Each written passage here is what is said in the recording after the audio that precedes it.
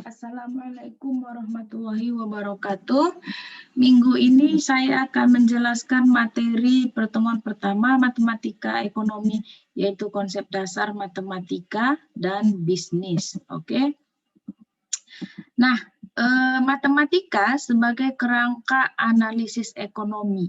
Jadi, matematika itu alat analisis yang dipakai dalam berbagai ilmu. Salah satunya itu ilmu ekonomi, ada pula ilmu akuntansi.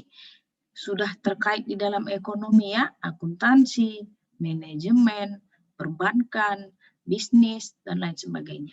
Nah, karena fungsinya sebagai salah satu alat analisis, maka matematika ini bersifat pendukung. Ya, keberadaan ilmu matematika ini diharapkan dapat memudahkan seseorang memahami ilmu yang dipelajarinya. Misalnya kalau dalam ilmu ekonomi, perilaku pelaku konsumen itu bisa dimodelkan dalam sebuah fungsi matematika. Contohnya seperti fungsi permintaan. Oke, ada beberapa kelebihan yang dimiliki matematika sebagai alat analisis. Itu bisa kamu baca di slide ini ya. Ada bahasa yang dipakai lebih ringkas dan tepat, kayak akan konsep-konsep atau dalil-dalil atau rumus-rumus matematis sehingga mudah untuk digunakan, lalu mendorong kita untuk menyatakan asumsi-asumsi secara jelas, logika, terstruktur dan sistematis. Kemudian penyelesaiannya itu dimungkinkan dengan N. Ya, jadi menyelesaikan kasus tidak dengan satu cara, tetapi bisa dengan N cara. Kemudian, keterkaitan teori ekonomi, matematika, statistika, dan ekonometrika. Ya, jadi ekonometrika itu gabungan antara teori ekonomi, matematika, dan statistika. Kalau definisinya apa itu teori ekonomi, matematika, dan statistika bisa kamu baca pada slide ini. Nah, saya akan menjelaskan mengenai ekonometrikanya. Jadi ekonometrika itu ilmu sosial yang merupakan gabungan dari si teori ekonomi, matematika ekonomi, lalu statistika ekonomi dengan tujuan untuk menguji model-model ekonomi yang merupakan interpretasi hubungan antar variabel ekonomi. Ya, menggunakan data empiris. Data empirisnya ini bisa kamu peroleh dengan cara observasi di lapangan, misalnya langsung mengamati pasar-pasar atau bidang ekonomi seperti saham, ya, keuangan, perbankan, bisa juga perkantoran, oke? Nah, bisa juga dengan wawancara, bisa juga dengan tes untuk mendapatkan data asli dari lapangan.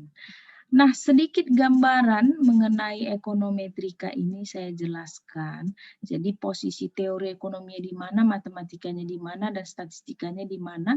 Kira-kira seperti ini, ada teori ekonomi yang mengatakan banyaknya barang yang diminta itu berbanding terbalik dengan harga barang. Jadi sepertinya di sini quantity itu berbanding terbalik dengan price ya. Nah, ini teori ekonomi ini masih bersifat kualitatif karena dia masih berupa kata-kata. Jadi untuk posisi matematika ekonominya itu berperan merumuskan model atau bentuk persamaan matematis. Kira-kira saya buat pertanyaannya menjadi seperti ini ya. Apabila harga beras naik dari 10.000 menjadi 13.000 per kilogram, maka berapakah penurunan permintaan terhadap beras? Ya, jadi matematika ekonomi merumuskan modelnya. Ya, merumuskan model yang merupakan interpretasi dari hubungan antara variabel ekonomi ini tadi seperti price dengan quantity ini tadi. Oke. Kemudian ekonometrika itu menitik beratkan pada pembuktian teori ekonomi secara empiris. Lalu peran statistika ekonomi di sini adalah untuk mengumpulkan data secara empiris, mengolah data, kemudian melakukan estimasi atau perkiraan parameter model, lalu melakukan pengujian hipotesis dan ketepatan model. Nah, yang terakhir adalah model ekonomi dan karakteristiknya. Jadi seperti yang sudah saya katakan tadi, model ekonomi ini merupakan pernyataan formal sebuah teori. Jadi model ekonomi dapat dipresentasikan secara verbal seperti tadi saya contohkan ya, dengan kata-kata banyaknya barang yang diminta berbanding terbalik dengan harga, bisa juga dengan diagramatis dengan diagram dan matematis. Lalu karakteristik model ekonomi ini mudah dipahami semua orang, lebih sederhana dibandingkan kenyataannya. Memang tidak sama dengan kenyataan, tetapi mampu menjelaskan dan membuat prediksi mengenai kenyataan yang lebih sederhana.